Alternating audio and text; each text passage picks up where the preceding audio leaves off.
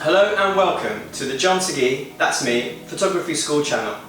Today I'm going to be unboxing and giving you my initial thoughts on the new Sigma 500mm Sports flagship model, the f4DG OS HSM lens. Since I started shooting sports, and in particular Formula 1, I realised I needed an extra lens in my kit bag to take my photography to that next level. I was looking at something around the 500mm range. But like all photographers, there's always something else to spend your money on. And when you're parting with something in the region of about £4,000 to £6,000, you need to make sure you're getting good value for money. Back at Photokina in 2016, Sigma announced they were going to release a flagship lens, the 500 f4DG. This was going to compete with other top manufacturers, which was good news for us because generally speaking, Sigma are a little bit cheaper.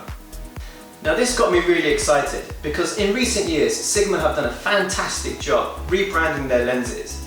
They're really good, great quality and good value for money. So I raided my piggy banks, got my money together and took the plunge and purchased this lens. So let's take a look and see what mine and your hard-earned money will buy you. First of all, it comes in this huge box. Well packaged as you'd expect. And I can show you now that Sigma actually ship their lenses in a huge bag.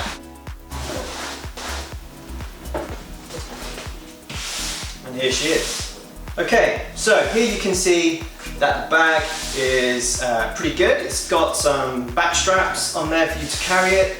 It's got some pouches on the top as well through here. You can put your filters in there, memory cards and so on.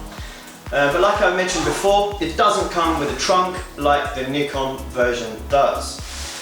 So let's quickly just take this open here and we'll unzip this down the middle.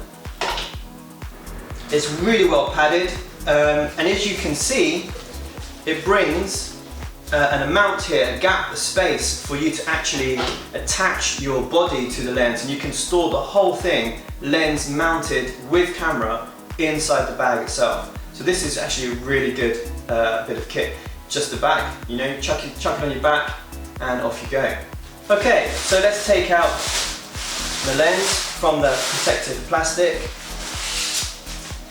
So first things to note, the lens hood comes on already attached, and it has its own protective sleeve.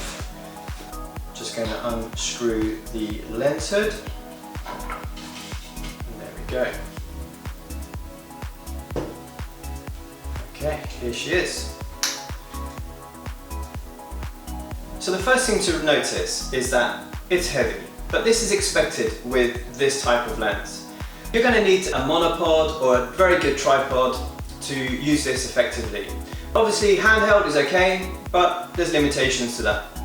And you need to be quite strong in the long run. So at first glance you can see that it is a thing of beauty. It does follow the new Sigma finish, which is great news because the old stuff looked a little bit on the cheap side. So let's have a look at some of the details and switches. Here you have a beep on off. That's if audio, so if you want to turn it off, that's fine. And you can see it's got your autofocus settings here. AF on for the Nikon mount, which this one is. A memory recall and autofocus, which you can manually override by spinning the focus ring. And a memory set button here. This is quite handy. What this does is you can preset your focus at a point, press the memory set button.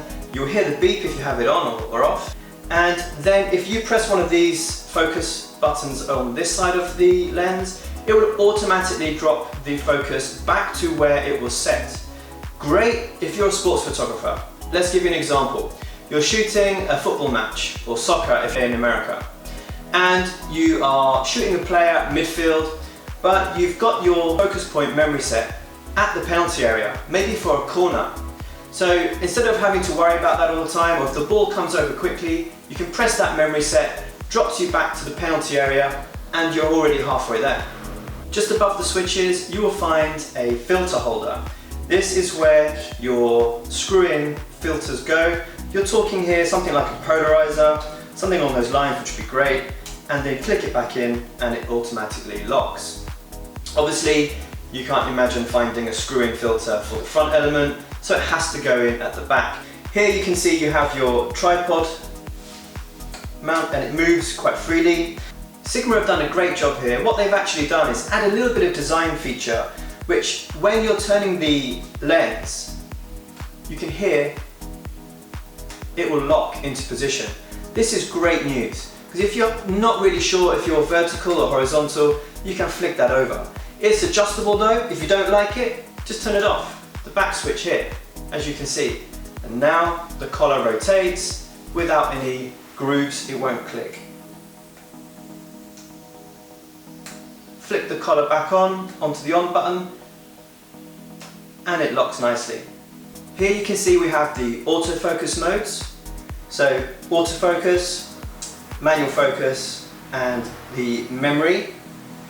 Here we've got the focus range, so you can have it full or limited, and the OS. So the OS is optical stabilization, which is VR, in other words, for Nikon users. Here you've got your custom settings, and you've got two of those. You can set that up when you attach it to the Sigma USB dock, and that's all customizable.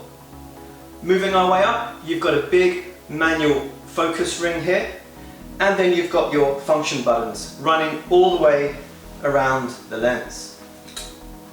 When we attach the lens hood to this, as you can see, it grows quite a lot. Got to be very careful when handling something this big and heavy. And there she is. So, what are we waiting for? Let's go and give her a test drive.